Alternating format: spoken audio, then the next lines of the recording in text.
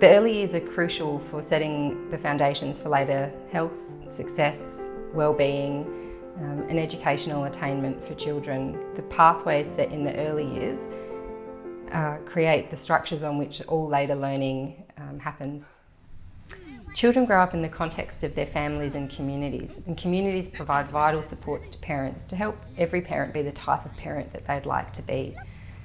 Parenting is hard and all parents will face challenges at some point in time. Some families will face additional challenges due to mental health, social isolation, unemployment, financial hardship, and those kinds of challenges are not things anyone can really overcome on their own. Being able to connect to the sorts of services and supports and social connection that communities provide can help all families in the early years provide the type of support to their children to help them thrive.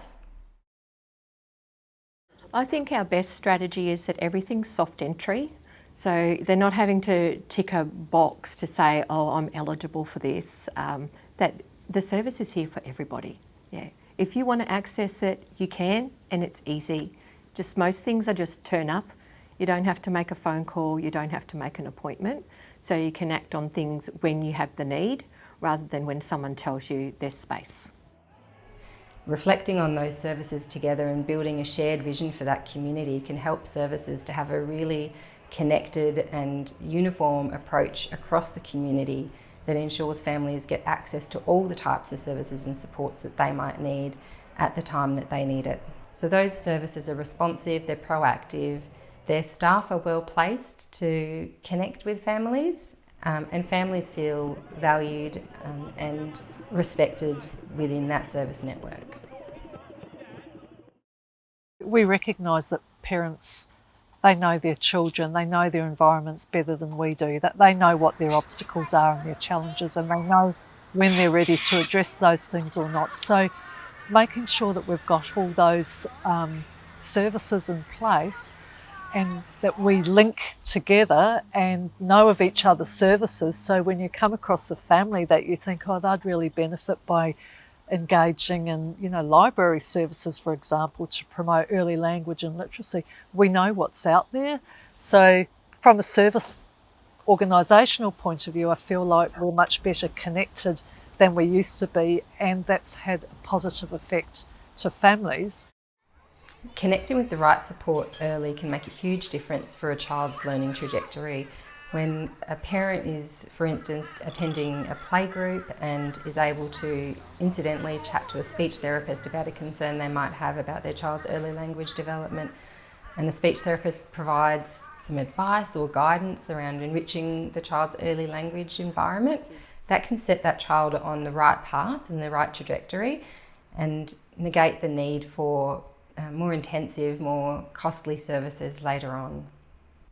Looking at the AEDC data can help communities think about where children might be starting to fall behind, which can give clues about the types of things that families may be missing that they might need, and the strengths of that community. What is going well for those children and those families? What can we build on within that community that already exists and extend so that we're ensuring that we're providing holistic support for all of children's development?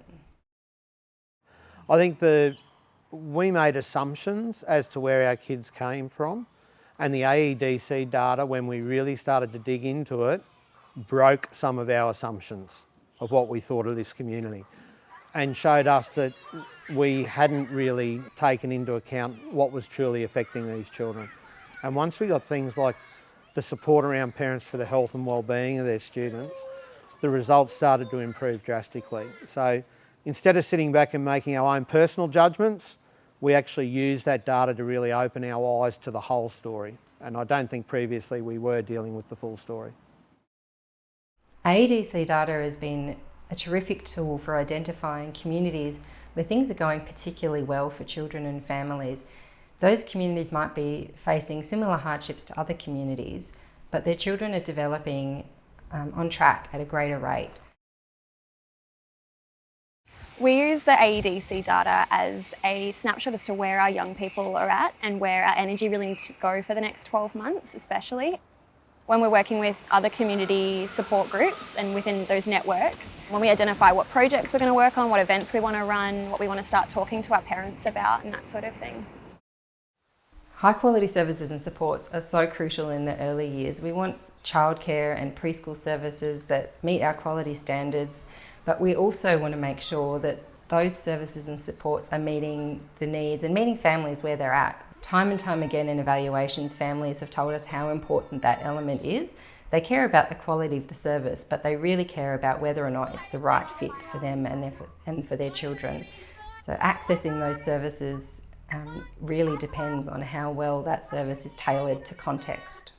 So when a service is the right fit for that community, for those families, when they feel at home in that service and when they feel that their beliefs and culture are reflected, families are much more likely to attend and use those high quality services in our community. I'd really encourage other schools to consider the way they're doing things. We don't have to keep doing things just because that's the way we've always done it.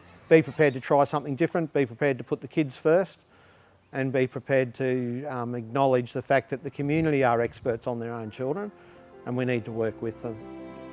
In Queensland, we see communities that have had improvements in AEDC data with each successive collection, and in those communities we can see that strong leadership has driven change for families. It's connected services and supports, it's created intentional pathways, and we see the families in those communities reflecting on that experience of being able to reach out to a support in their child's early years and maintain that connection through those crucial early years at important times for that child's development.